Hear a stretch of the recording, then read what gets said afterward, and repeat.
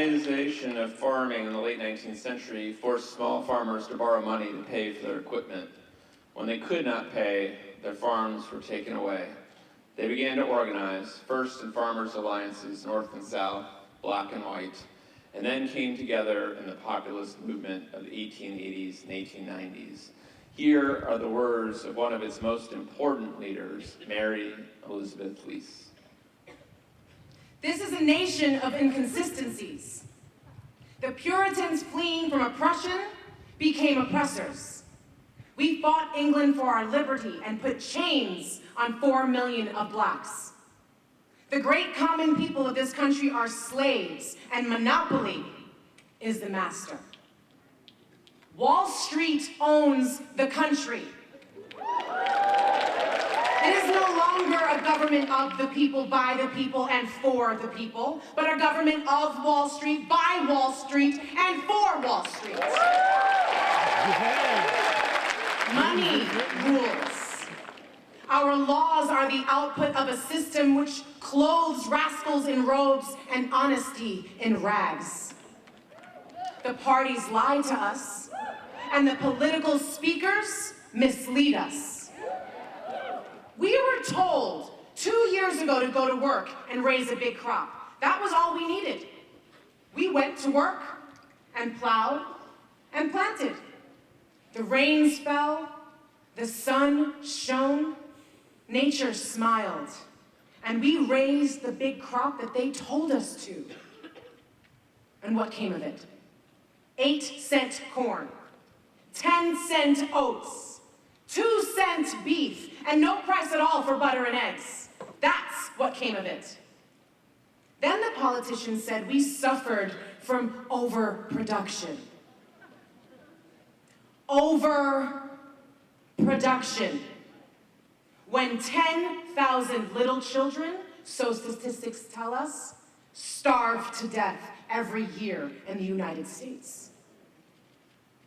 We want money, land, and transportation. We want the accursed foreclosure system wiped out. Yeah. We will stand by our homes, and we will not pay our debts to the loan shark companies until the government pays its debts to us. The people are at bay, so let the bloodhounds of money beware. July 4th is held up as the day to celebrate the struggle for freedom and independence. But the great abolitionist Frederick Douglass, himself a former slave and editor of the newspaper The North Star, dared to challenge the celebration of the holiday. Here is part of his remarkable address to the Rochester Ladies Anti-Slavery Society. Friends, fellow citizens, he who could address this audience without a quailing sensation has stronger nerves than I have. I do not remember ever to have appeared as a speaker before any assembly more shrinkingly, nor with greater distrust of my ability than I do this day. A feeling has crept over me quite unfavorable to the exercise of my limited powers of speech. The papers and placards say that I am to deliver a 4th of July oration. Fellow citizens, pardon me.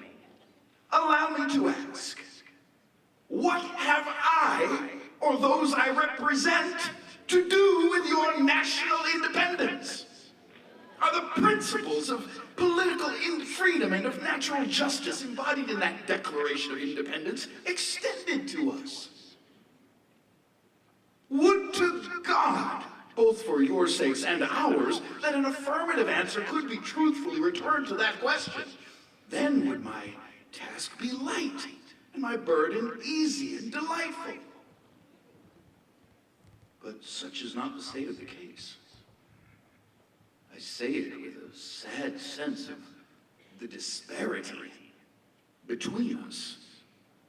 Your independence only reveals the immeasurable distance between us.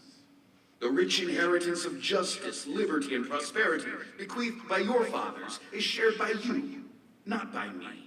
The sunlight that brought light and healing to you has brought stripes and death to me. This 4th of July is yours. drag a man in fetters into the Hall of Liberty and call upon him to join you in joyous anthems is sacrilegious irony. Do you mean, citizens, to mock me by asking me to speak today? Had I the ability, I would pour out a fiery stream of biting ridicule, blasting reproach, withering sarcasm, and stern rebuke, for it is not light that is needed, but fire. It is not the gentle shower of thunder. We need the storm, the whirlwind, and the earthquake. The conscience of the nation must be roused. The hypocrisy of the nation must be exposed, and its crimes against God and man must be denounced. What to the American slave is your 4th of July? I answer, the day that reveals to him, more than all other days of the year, the gross injustice and cruelty to which he is the constant victim. To him, your celebration is a sham, your boasted liberty an unholy license, your rejoicing empty and heartless, your shouts of liberty and equality hollow mockery. Your prayers and hymns are to him mere bombast, fraud, impiety, and hypocrisy, a thin veil to cover up crimes which would disgrace a nation of savages. There is not a nation on the earth guilty of practices more shocking and bloody than are the people of the United States at this very hour. Go where you may, search where you will, roam through all the monarchies and despotisms of the old world, search out every abuse, and when you have found the last, lay your facts by the side of the everyday practices of this nation, and you will say with me that for revolting barbarity and shameless hypocrisy, America reigns without rival.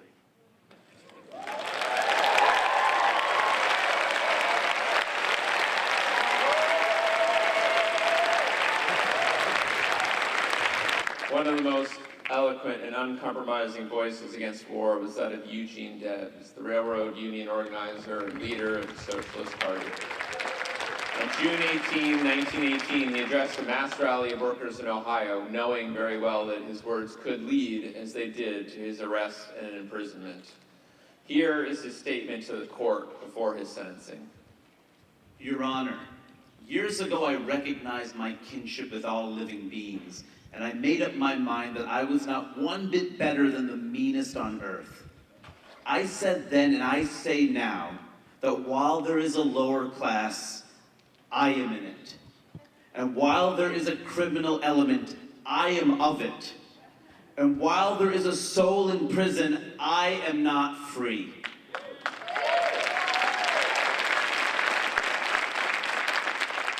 I am opposing a social order in which it is possible for one man who does absolutely nothing that is useful to amass a fortune of hundreds of millions of dollars, while millions of men and women who work all the days of their lives secure barely enough for a wretched existence.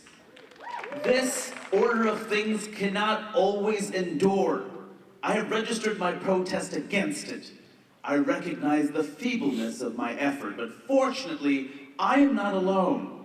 There are multiplied thousands of others who, like myself, have come to realize that before we may truly enjoy the blessings of civilized life, we must reorganize society upon a mutual and cooperative basis.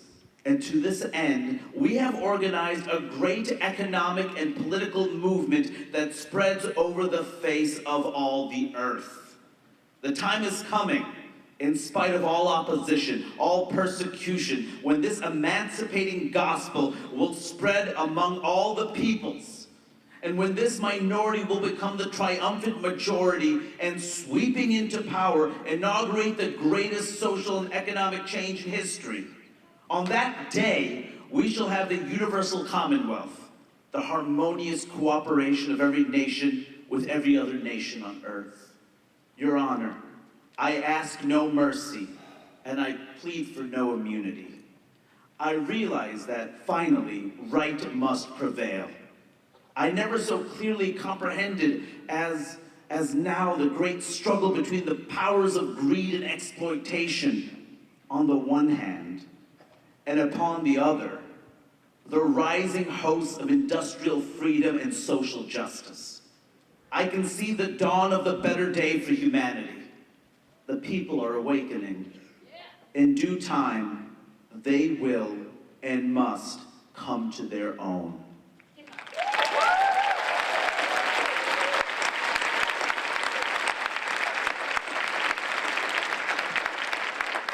In our schools, we learn about Helen Keller, the deaf and blind girl who became a famous writer, but we do not learn that she was a socialist and an agitator. Here is the text of a speech Keller delivered before U.S. entry into the war in 1917. We are facing a grave crisis in our national life.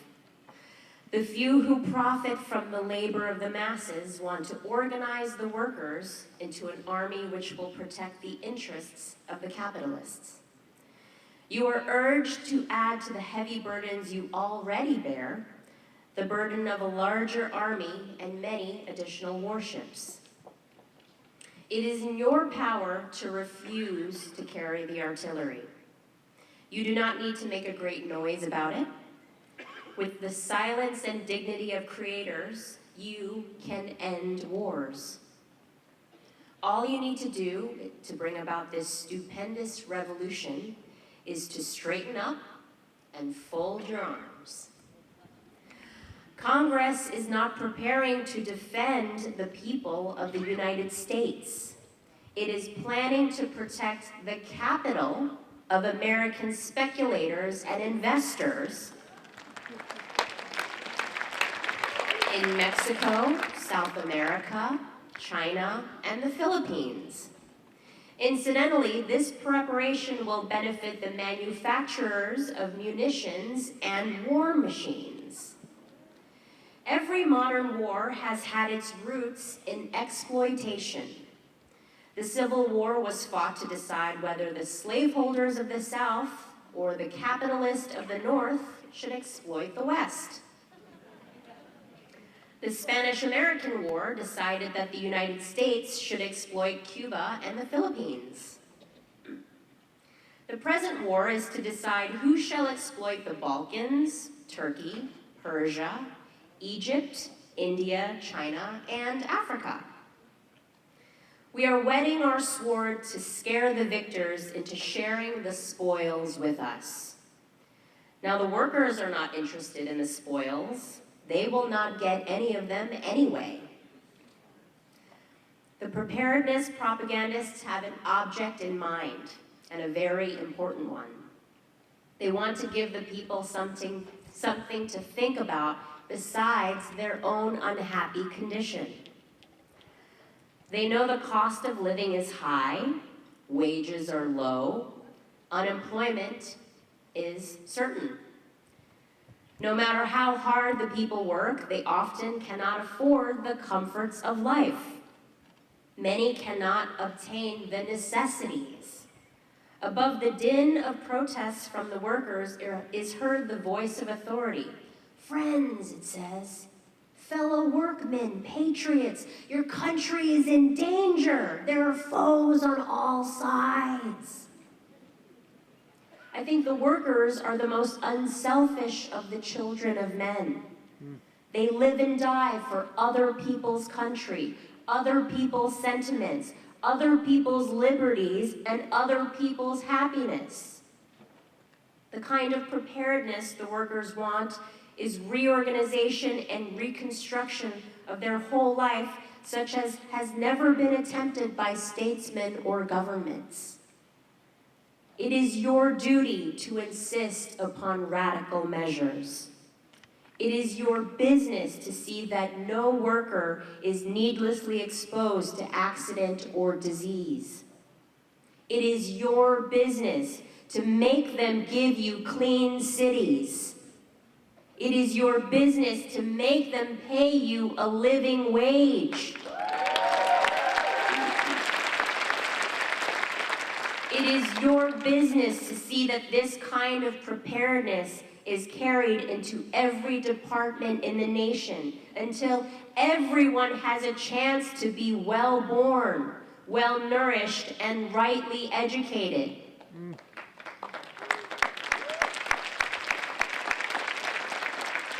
Strike against war, for without you, no battle can be fought. Strike against preparedness that means death and misery to millions of human beings. Be not obedient slaves to an army of destruction. Be heroes in an army of construction. Here are the words of the great historian Howard Zinn, whose work inspired tonight's program. I start from the supposition that the world is topsy-turvy. Things are all wrong. The wrong people are in jail, and the wrong people are out of jail. The wrong people are in power, and the wrong people are out of power. That the wealth is distributed in this country and the world in such a way as not simply to require small reform, but to require a drastic reallocation of wealth.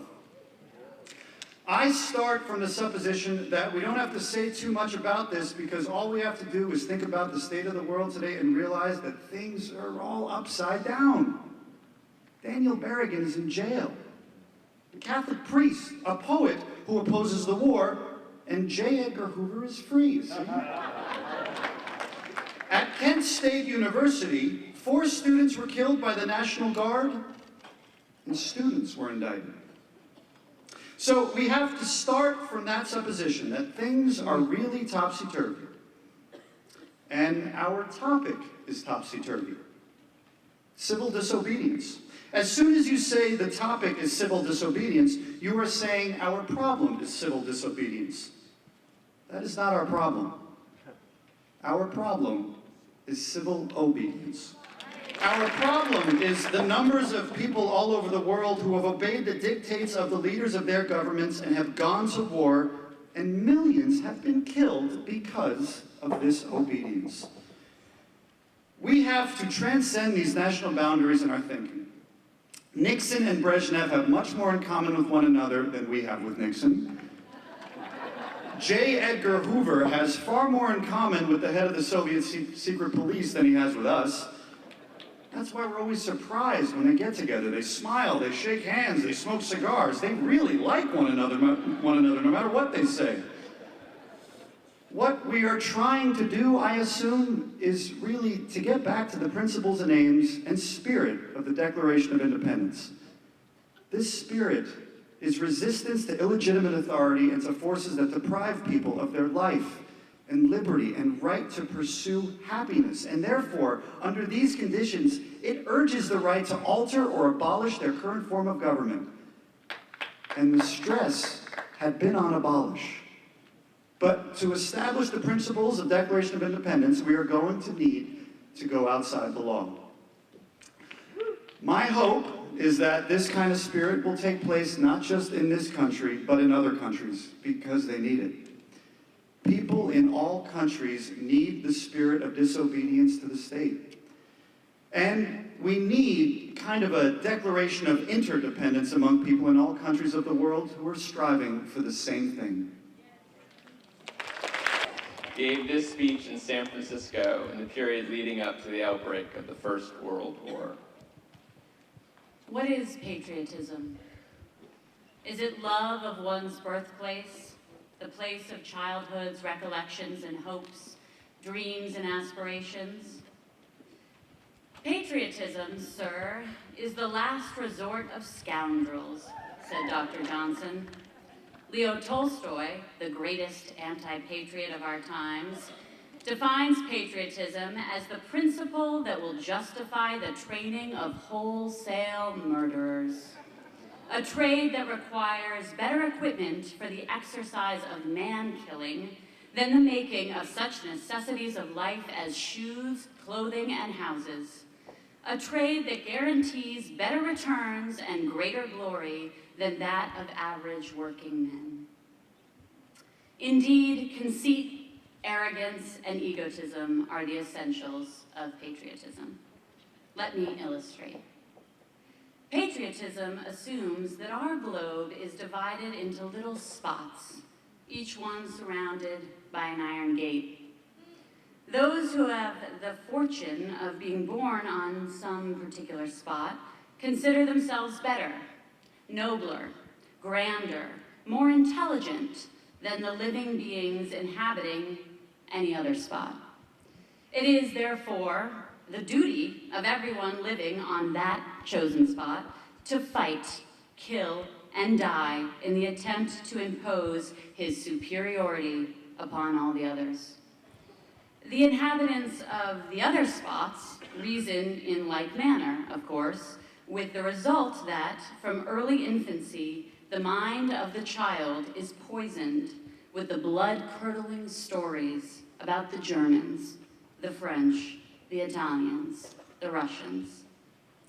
When the child has reached manhood, he is thoroughly saturated with the belief that he is chosen by the Lord himself to defend his country against the attack or invasion of any foreigner. It is for that purpose that we are clamoring for a greater army and navy, more battleships and ammunition. We Americans claim to be a peace-loving people. We hate bloodshed. We are opposed to violence. Yet we go into spasms of joy over the possibility of projecting dynamite bombs from flying machines upon helpless citizens. Our hearts swell with pride at the thought that America is becoming the most powerful nation on earth and that it will eventually plant her iron foot on the necks of all other nations. Such is the logic of patriotism. Thinking men and women the world over are beginning to realize that patriotism is too narrow and limited a conception to meet the necessities of our time. The centralization of power has brought into being an international feeling of solidarity among the oppressed nations of the world. A solidarity which represents a greater harmony of interests between the working man of America and his brothers abroad than between the American miner and his exploiting compatriot.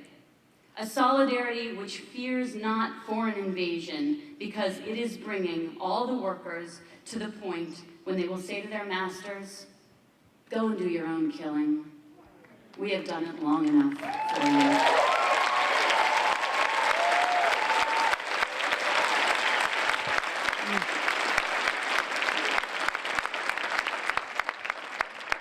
Mary Harris, Mother Jones, was born in Ireland and moved to the U.S. at age 5. She became active in the labor movement in 1867. A dynamic public speaker, she diligently traveled the country in support of the labor movement in the early 20th century. She delivered this speech to a large audience in the courthouse square of Charleston, West Virginia in 1912. This great gathering that is here tonight signals there is a disease in the state that must be wiped out. The people have suffered from that disease patiently. They have borne insults, oppression, outrages. They appeal to their chief executive. They appeal to the courts. They appeal to the attorney general, and in every case, they were turned down. They were ignored. The people must not be listened to. The corporations must get a hearing. When we were on the Capitol grounds the last time you came here, you had a petition to the governor for a peaceful remedy and solution to this condition. The mine owners, the bankers, the plunderers of the state went in on the side door and got a hearing, and you didn't. In the name of God, what do any of those men know about your troubles up on Cabin Creek and Paint Creek? Do you see the direct insult offered by your officials to your intelligence? Now then, go with me up to those creeks and see the bloodhounds of the mine owners, approved of by your public officials. I went up there and they followed me like hounds. But someday I will follow them. When I see them go to hell, I will get the coal and pile it up on them. Men and women stand together, find out the seed of the disease and pull it up by its roots. Take possession of that state house. That ground is yours. You built that state house, didn't you? You pay the public officials, don't you? You paid for that ground, didn't you? Then who does it belong to? Then why did the militia chase you off? Now I want to say this. 10 or 12 years ago when I came in here, you had to work 11 or 12 hours, didn't you? They made you load coal for any price they wanted. We brought on a fight and got twice that for loading coal. We reduced the hours to 9. Up there on Paint Creek and Cabin Creek, you obeyed the laws of that time. You had a good union at that time, but you have done in industrial unions as they do elsewhere. You elect the man that wants the glory instead of the man that will work for you. I want to tell you where you're going to organize West Virginia. I'm going to stay in here until you have good officers. And you will have no officer that will get a detective from the sheriff to go up to Paint Creek with him. By God's, you won't. I don't do anything behind anybody's back. What I do openly, straight above board. I have knocked down your officers before, and I will knock them down again.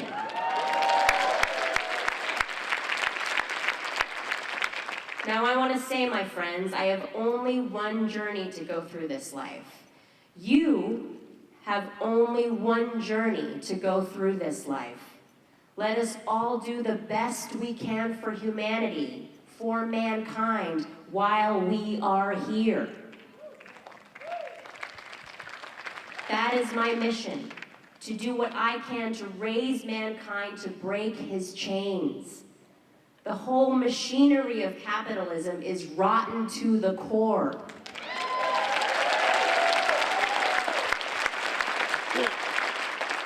This meeting tonight indicates a milestone of progress of the miners and the workers of the state of West Virginia. You will not be serfs. You will march, march, march from milestone to milestone of human freedom. You will rise like men in the new day, and slavery will get its death blow. It has got to die. Strike the Lowell women. At the time the Lowell cotton mills were started, the factory girl was the lowest among women. In England and in France particularly, great injustice had been done to her real character. She was represented as subjected to influences that could not fail to destroy her purity and self-respect. In the eyes of her overseer, she was but a brute, slave, to be beaten, pinched, and pushed about. One of the first strikes of the cotton factory operatives that ever took place in this country was that in Lowell in October 1836. When it was announced that wages were to be cut down, great indignation was felt, and it was decided to strike en masse. This was done.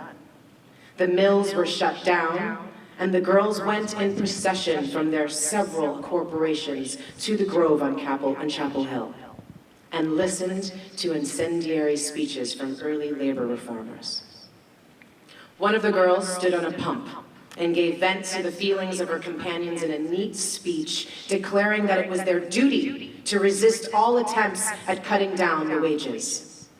This was the first time a woman had spoken in public in Lowell, and the event caused surprise and consternation among her audience. Cutting down the wages was not their only grievance, nor the only cause of this strike. Hitherto, the corporations had paid 25 cents a week toward the board of each operative, and now it was their purpose to have the girls pay the sum. And this, in addition to the cut in wages, would make a difference of at least $1 a week. It was estimated that as many as 1,200 or 1,500 girls turned out and walked in procession through the streets. My own recollection of this first strike, or turnout is very vivid. I worked in a lower room where I had heard the proposed strike fully, if not vehemently, discussed. I had been an ardent listener to what was said against this attempt at oppression on the part of the corporation, and naturally, I took side with the strikers. When the day came on which the girls were to turn out, those in the upper room started first, and so many of them left that our mill was at once shut down. Then, when the girls in my room stood irresolute, uncertain what to do, asking each other, would you? Or shall we turn out? And not one of them having the courage to lead off, I, who began to think that they would not go out after all their talk, became impatient and started on ahead, saying, with childish bravado, I don't care what you do. I am going to turn out, whether anyone else does or not.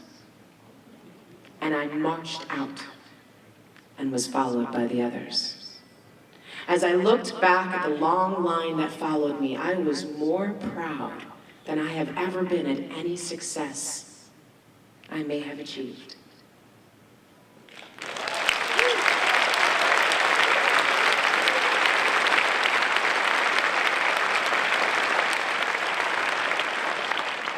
In 1848, a historic assembly of women gathered in Seneca Falls, New York, the home of Elizabeth Cady Stanton, and helped launch the women's suffrage movement.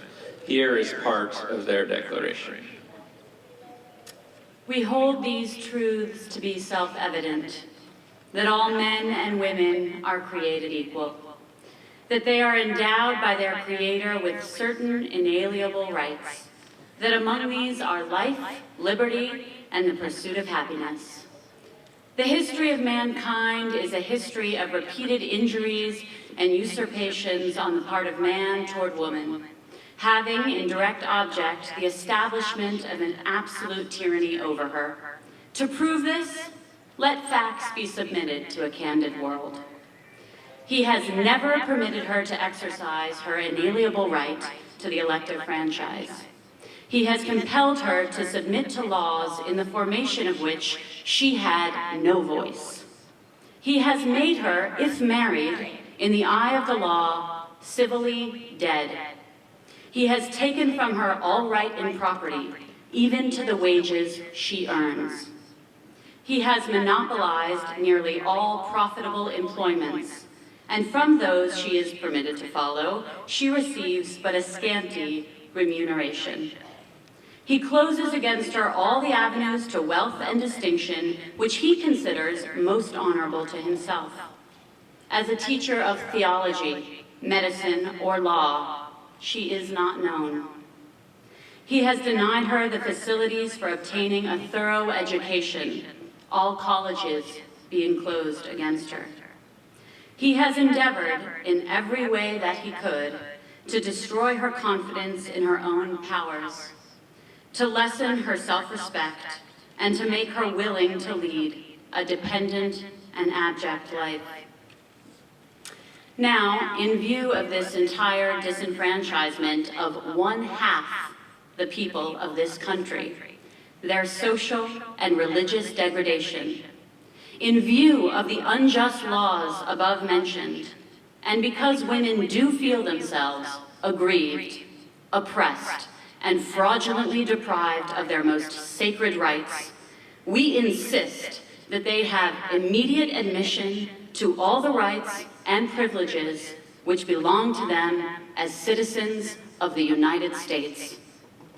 In entering upon the great work before us, we anticipate no small amount of misconception, misrepresentation, and ridicule. But we shall use every instrumentality within our power to effect our object.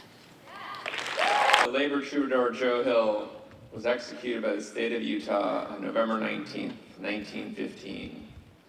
5 years earlier, while working on the docks in California, Hill met members of the industrial workers of the world and became an active wobbly.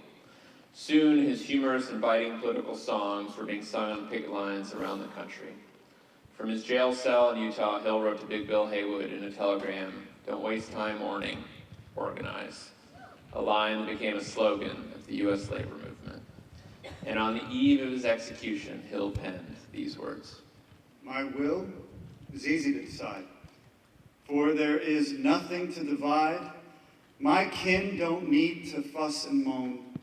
Moss does not cling to rolling stone. My body, oh, if I could choose, I would want to ashes it reduce, and let the merry breezes blow my dust to where some flowers grow. Perhaps some fading flower then would come to life and bloom again. This is my last and final will. Good luck to all of you. Joe Hill. In the mid-1930s, a wave of sit-down strikes spread across the country. One of the most important of these took place in the auto factories of Flint, Michigan in 1937. Workers in Flint held out for weeks and won a major victory against General Motors, which was forced to recognize the UAW as the sole bargaining representative of workers in its plants. Here, Janora Johnson-Dollinger describes the role of women in that fight. When you worked in the auto factory, no one cared about what your name was. Workers had no rights once they entered that plant. If a foreman didn't like the way you parted your hair, or whatever he didn't like about you, he could fire you. No recourse, no nothing. At first, when these workers were approached to join the union, they were afraid they might lose this job. When workers started talking about organizing, management hired lip readers to watch the men talk to each other. Combined with the poor living conditions, lack of food, lack of proper medical attention, and everything else, the auto workers came to the conclusion that there was no way they could ever escape any of this without joining a union. We held meetings in garages and in basements, secret meetings, so that people wouldn't get caught and beaten up. The first sit-down was on December 30th. The workers were at the point where they had just had enough, and they sat down. That took real guts. The company decided they had to break the strike. The company police and city police started shooting. At first, they were shooting tear gas inside the plant. Then they decided to shoot this huge mass of picketers in front of the plant. The police were using rifles, buckshot, fire bombs, and tear gas canisters. It was a shock. We thought that the company would try to freeze us out or do something, but not open fire in the middle of the city. When the police misfired, tear gas and bullets went over our heads into the crowds that came out to watch. Workers overturned police cars to make barricades. They ran to pick up the firebombs thrown at them and hurl them back at the police. The men wanted to get me out of the way. You know, that old protect the women and children business. I told them, get away from me. I called to the police, cowards! Cowards! Shooting into the bellies of unarmed men and firing at the mothers of children? Then everything became quiet. I thought, the women can break this up. So I appealed to the women in the crowd. Break those police lines and come down and stand behind your husbands and your brothers and your sweethearts. In the dusk, I could see one woman struggling to come forward. As soon as that happened, there were others who followed. That was the end of the battle. There was a big roar of victory. Following the strike, the auto worker became a different human being. The women that had participated actively became a different kind of woman. a different type from any we had ever known before anywhere in the labor movement, and certainly not in the city of Flint.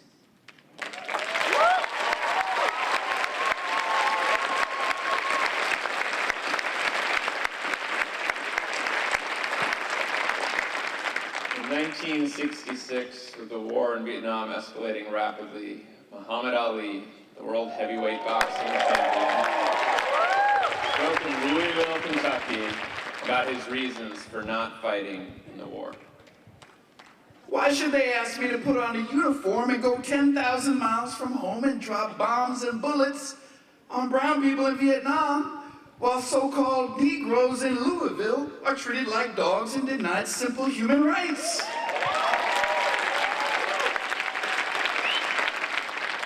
No, I am not going 10,000 miles from home to help murder and burn another poor nation simply to continue the domination of the white slave masters of the darker people the world over. This is the day when such evils must come to an end. I have been warned that to take such a stand would put my prestige in jeopardy and could cause me to lose millions of dollars that should accrue to me as the champion. But I have said it once and I will say it again. The real enemy of my people is right here. I will not disgrace my religion, my people, or myself by becoming a tool to enslave those who are fighting for their own justice, freedom, and equality. If I thought the war was going to bring freedom and equality to 22 million of my people, they wouldn't have to draft me. I'd join tomorrow.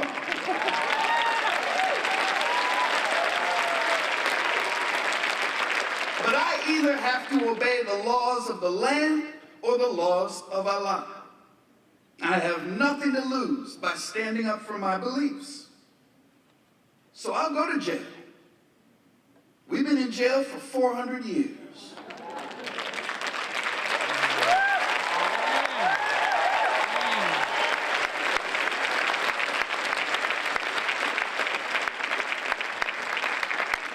Reverend Martin Luther King Jr.'s eloquence as a leader of the black struggle was unparalleled. Here is a selection of his pointed address in 1967 to the Southern Christian Leadership Conference in Atlanta, Georgia. We must honestly face the fact that the movement must address itself to the question of restructuring the whole of American society. There are 40 million poor people here, and one day we must ask the question, why are there 40 million poor people in America? And when you begin to ask that question, you are raising a question about the economic system, about a broader distribution of wealth. When you ask that question, you begin to question the capitalistic economy. And I'm simply saying that more and more, we've got to begin to ask questions about the whole society. We are called upon to help the discouraged beggars in life's marketplace. But one day we must come to see that an edifice that produces beggars needs restructuring. It means that questions must be raised. And you see, my friends, when you deal with this, you begin to ask the question, who owns the oil? You begin to ask the question, who owns the iron ore? You begin to ask the question, why is it that people have to pay water bills in a world that's 2/3 water? Now, when I say questioning the whole society, it means ultimately coming to see that the problem of racism, the problem of economic exploitation, and the problem of war are all tied together. These are the triple evils that are interrelated. A nation that will keep people in slavery for 244 years will thingify them, make them things. And therefore, they will exploit them and poor people generally economically. And a nation that will exploit economically will have to have foreign investments and everything else. And it will have to use its military might to protect them. All of these problems are tied together. What I'm saying today is that we must go from this convention and say, America, you must be born again.